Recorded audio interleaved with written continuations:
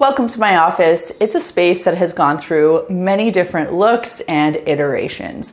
One thing I found is that the less clutter and the more organized my office is, the more productive I can be. And I have fought this for a really long time because I'm that person who says they thrive in organized chaos, like a messy desk and lots of things going on. But the truth is, when I walk into my office and it feels like that, I just can't get work done. So in this video, I'm going to give you some powerful office decluttering and organizing tips and just some general ways that you can feel more productive in your office that I have found really work for me. The products that I'm going to be talking about in this video, I will have links to in the description box down below. And just a quick reminder, if you haven't done so already, to subscribe to the Clean My Space channel and give this video a thumbs up if you love a good organized office. First up, just notice how you feel when you step into your office space. Do you get a visceral reaction where you feel a little bit stressed out?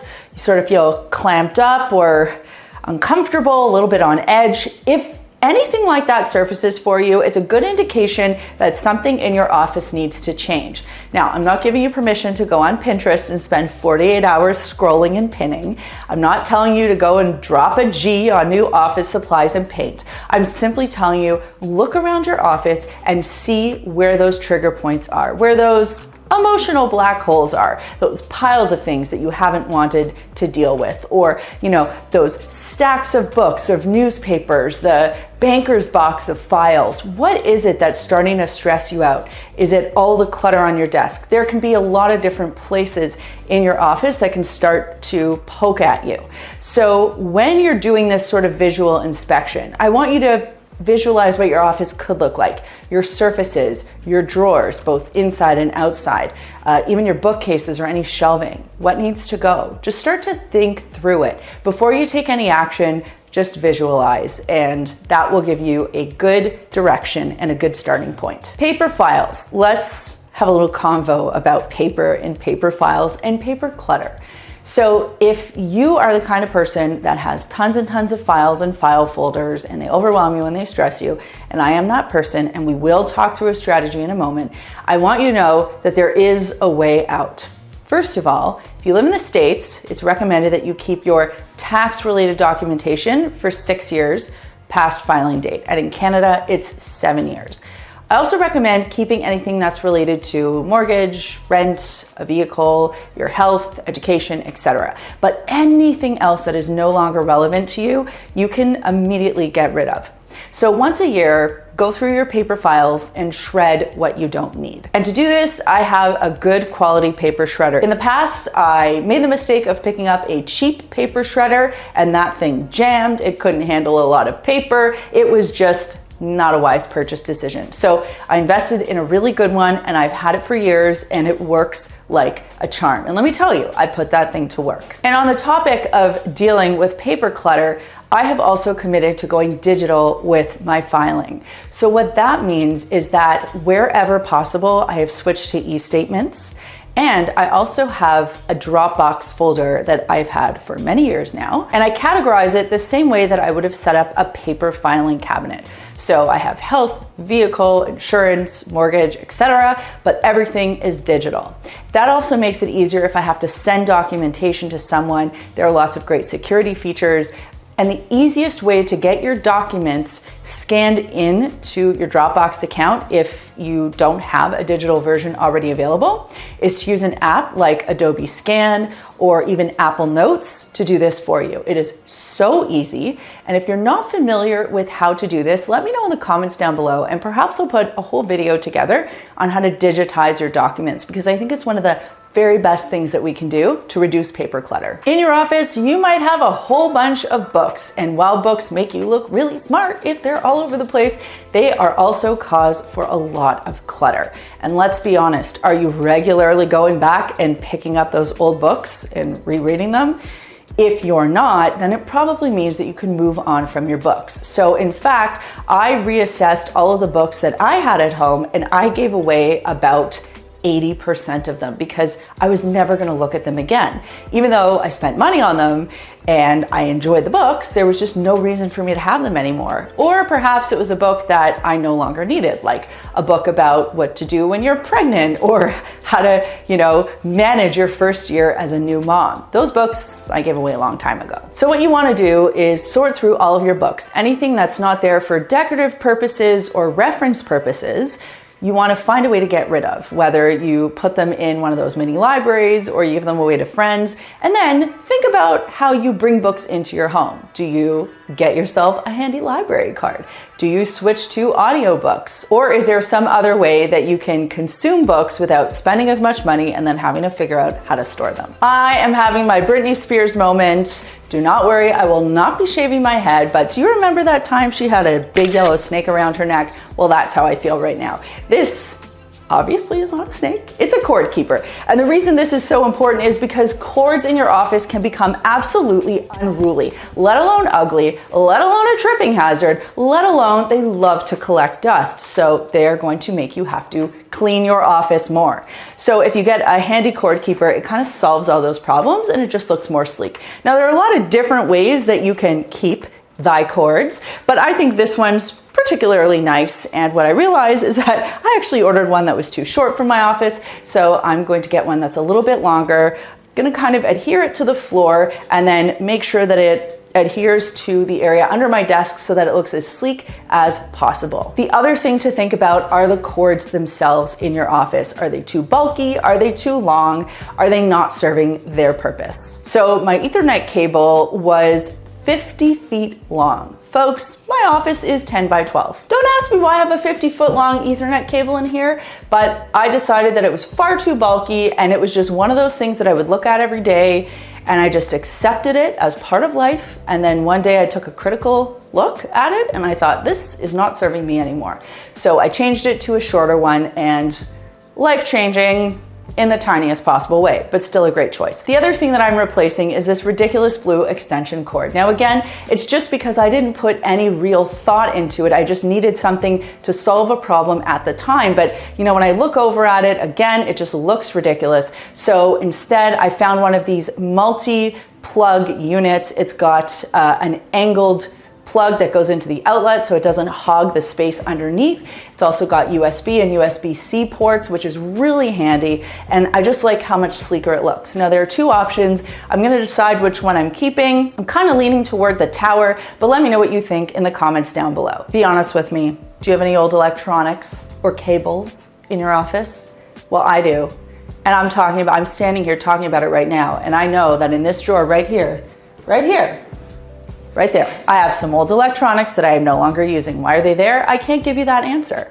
But again, when we step back and take a critical look at our space and question what is in there and why it is there, we can then easily move on from things. So if you have any old electronics, electronic boxes, packages, old hard drives that you have since cleared and no longer need, wires, cords, cables, keyboards, peripherals, anything like that that is no longer serving you, time to move on. Pack them up, put them in a box. Bye-bye now. Bye-bye now. Bye-bye now. Now, if you have a hard drive or something that has memory on it, what you want to do is make sure that you do a factory reset on anything that you are handing over to an e-recycling facility. Okay, and many big box stores will take these in. You can also take them somewhere in your local municipality for recycling, but definitely make sure that you do that old factory reset. Now, if you can't do that, you can also take a drill and just simply drill a hole in the hard drive.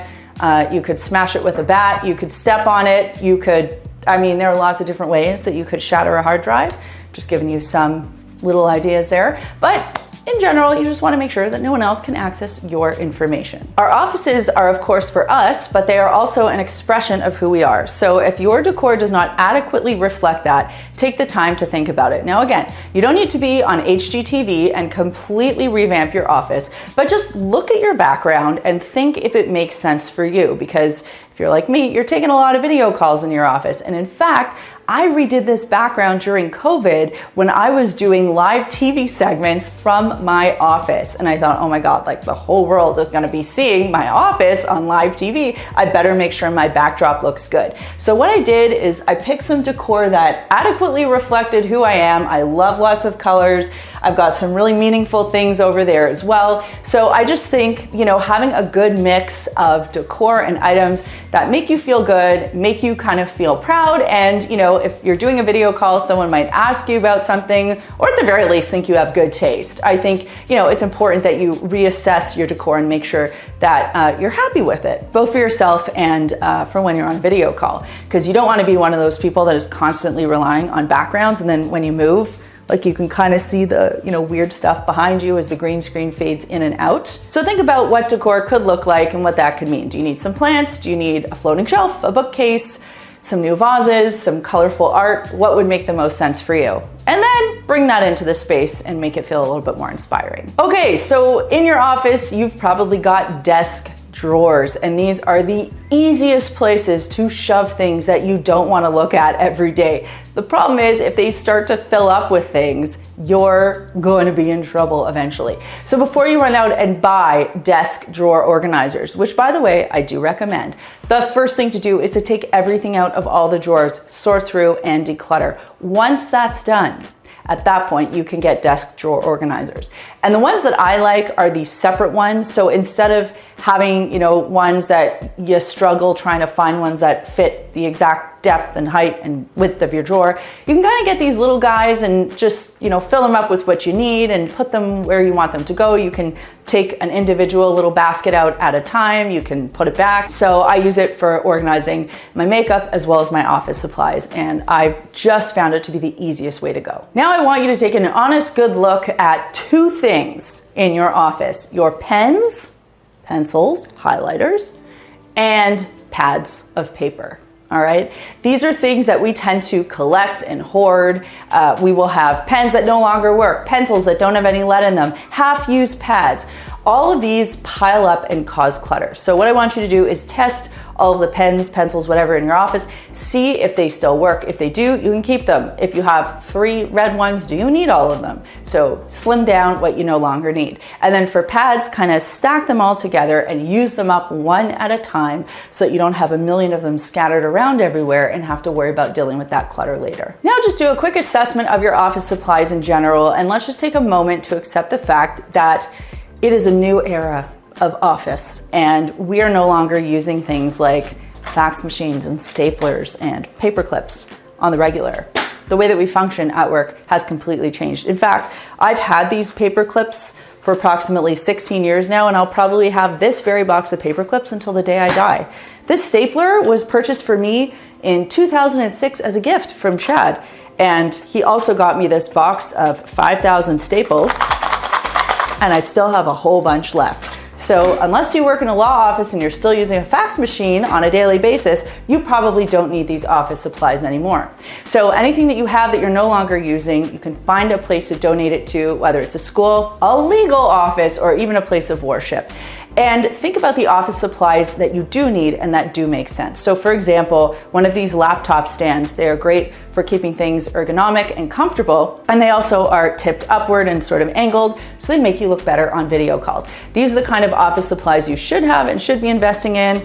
These are the ones that you don't need to anymore. And perhaps the best tip I can give you for keeping your office space uncluttered, this is more a mental tip than anything else, but is to turn your phone and your electronics on do not disturb mode while you're working. One of the biggest things I struggle with, and I know I'm not alone here, is the constant barrage of messages and notifications that come in on my phone and laptop while I'm trying to work. And it completely ruins my attention span and makes getting my tasks done that much more difficult. So if you're in the same boat as me, use that do not disturb function on your phone and your laptop, and you will notice your productivity increase. I know it's not exactly a cleaning tip, but it is a mental decluttering tip, and I hope you use it. And that brings me to this week's comment question, which has to do with working from home. A lot of us started working from home back in good old 2020, but I've actually been working from home since 2006. And I would love to know in the comments below what your take on working from home is. Do you like it? Does it drive you crazy? Do Do you miss social hour at the water cooler? Or should we say social afternoon, social morning? Because working in an office, you don't actually get that much done. But do you get more done at an office than at home? Opine in the comments down below. If you're interested in other decluttering tips, you can check out this video that we posted right here. And of course, if you haven't done so already, make sure that you subscribe to the Clean My Space channel. Thanks so much for watching, and we'll see you next time.